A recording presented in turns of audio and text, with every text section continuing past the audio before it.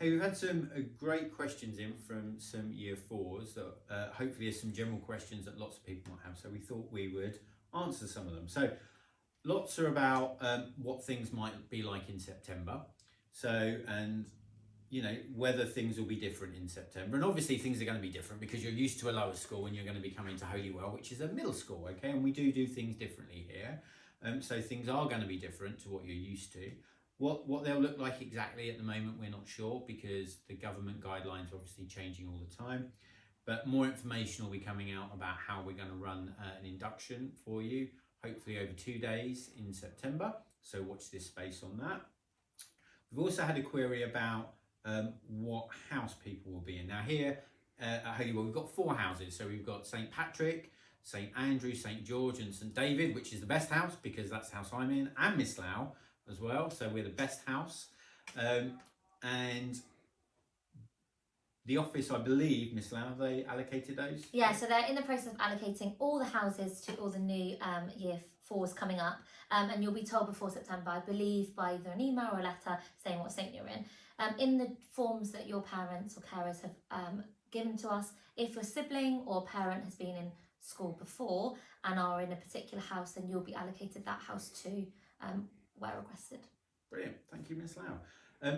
Also had some questions about when people will know who your form teachers are and whether who else will be in your form groups, and that's something we're working on at the moment.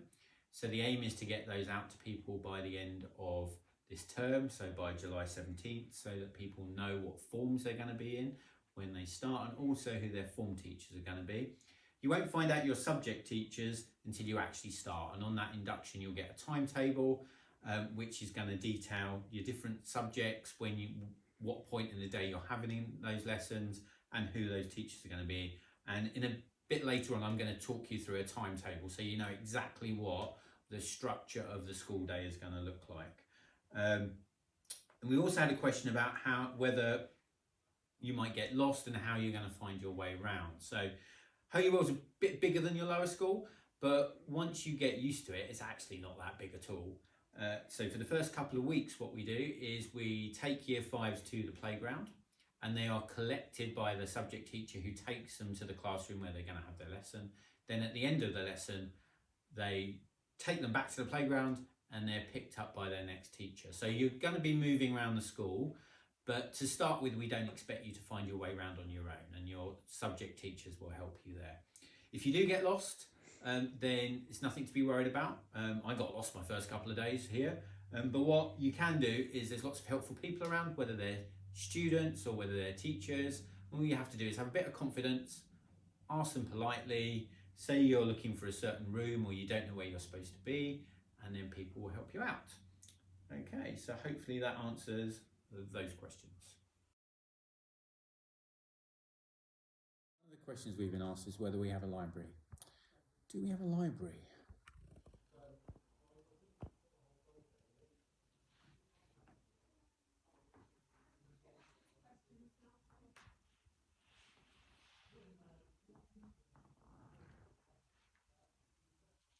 I think that answers that one. Some of you are asking about the DT room. Now this is our resistant materials room, and next door we also have the food and textiles room. We've also got 2 science labs. This is the art room where you'll do most of your art lessons.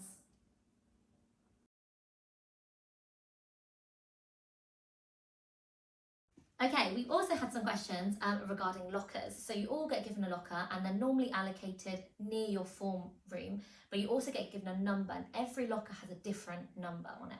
So it's your job to remember the number of your own locker. If you do have any problems, your teacher, your form tutor, will have a list of your lockers and what number you are. So if you do forget it, then there is that help there for you.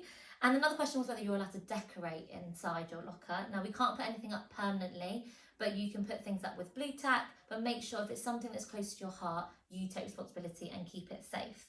Another question is whether you're allowed to bring in your own book to school. Now you can, but it needs to be named and you need to take responsibility for it. And also how many children in the school. So our school is pretty big. It's got more than 650 students in the whole school, and in year 5 there will be About 182. About 182, but that may change as well. Also, trips. Now, the questions for trips, whether there's going to be any in year 5. Now, our year 5s at the moment, unfortunately, didn't go on any.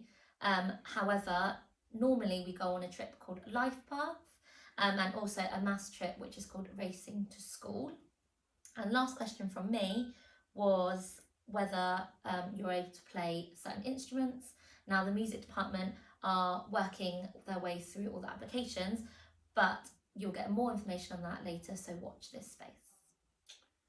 One other question, which is on whether you're allowed mobile phones. In school policies, you're not allowed a mobile phone in school. So any phones, particularly those that connect to the internet, they're called smartphones, where you can send emails and all social media and that kind of stuff, definitely not allowed in school. Now, the exceptions we do make are if pupils need them to be able to contact their parents either on their way into school or on their way home. But for you to be able to bring one of those phones into school, you need to get a form from the office and get that form completed and approved. And then you're only allowed to bring in a phone that can't do any of those stuff. So just a phone that's able to send messages or phone calls. And then when you're in school, that phone has to be switched off and kept in your blazer or in your bag. And then when you obviously leave school or get on the bus or leave the school grounds, then you can switch it on. So hopefully that answers that question as well. Hopefully that's answered all the questions that people sent in. Thank you, they're really, really good questions. We really look forward to seeing you in September, and we're just really sorry that we haven't had the chance to meet you in person before that, and you've got to ask us these questions in person like you normally would have done. So stay safe over the summer, have a good break, but keep reading books and practice your times tables, and we will see you in September. Bye.